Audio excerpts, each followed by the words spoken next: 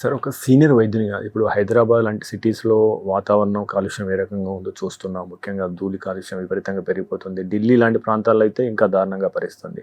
So ఇలాంటి కాలుష్య వాతావరణంలో మనం ఎలాంటి ప్రికాషన్స్ తీసుకోవడం ద్వారా మనం కొద్దిగా సేవ్ చేసే అవకాశం ఉంటుంది?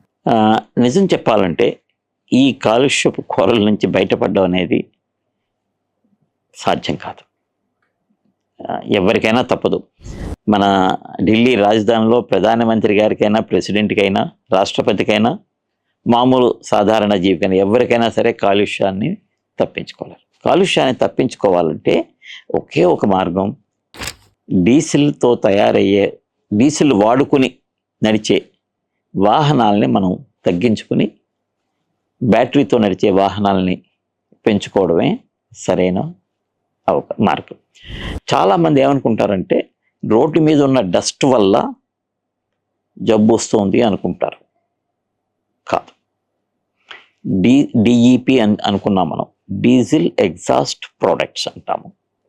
డీజిల్ నుంచి వచ్చేటువంటి కారకాల వల్ల ముక్కు లోపల చర్మం దెబ్బతినడం, పైగా ఎలర్జీ రావడం అనేది చూస్తుంటామండి.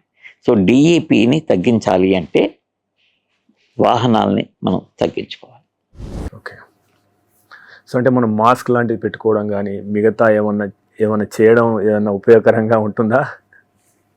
చాలామంది ఉంటుందేమో అనుకుని పెట్టుకుంటారు, కానీ రీసెర్చ్ చెప్పింది ఏంటంటే వాటి వల్ల ఏ విధమైనటువంటి ఫలితం ఉండదు. ఓకే. అయితే పొల్యూషన్ని కంట్రోల్ చేసేటువంటి మాస్క్ ధరించడం చాలా కష్టం. బహుశా అటువంటి మాస్కులు ఫైర్ సర్వీస్ వాళ్ళు, తర్వాత డిజాస్టర్ నుంచి రెస్క్యూ చేసే టీము వాళ్ళ దగ్గర మాత్రమే అవి ఉంటాయి. అది ధరించాలి అన్నా కూడా దానికి స్పెషల్ ట్రైనింగ్ తీసుకుని ఉండాలి. అంటే కొంత ఎక్స్పర్టైజ్ కూడా డెవలప్ చేసుకోవాలి, ఎక్స్పీరియన్స్ కూడా డెవలప్ చేసుకోవాలి. అంటే ఇవాళ నేను ఆ మాస్క్ పెట్టుకుని నేను నడవలేను. ఓకే. నేను అది వాడాలి అంటే నేను ఒక 3 నెలల ముందు నుంచి ప్రతిరోజు రోజుకి ఫస్ట్ డే 10 నిమిషాలు, తర్వాత 20 నిమిషాలు అలా అలా పెంచుకుంటూ ఆ మాస్క్ని రోజంతా ధరించగలిగే స్థాయికి రావాలి. ఓకే.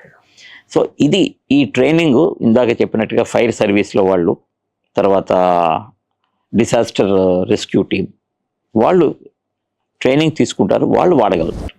ఇవాళ మనం కొనుక్కొని మనం వాడదాం అనుకుంటే అది కష్టం. పైగా చాలా పెద్దదిగా ఉంటుంది మాస్క్. అది దాని బరువు దగ్గర 7-8 కేజీలు ఉంటుంది. అది మనకి సాధ్యమయ్యేది కాదు, జనాలకు అందుబాటులో ఉండేది కూడా కాదు, అందుబాటులో కూడా లేదు. మీరు తీసుకునే అదే మందులు, అదే నాణ్యమైన మందులు, కానీ సగం ధరకే. అవును, మెడ్ ప్లస్ బ్రాండ్స్ పై 50 to 80% తగ్గింపు.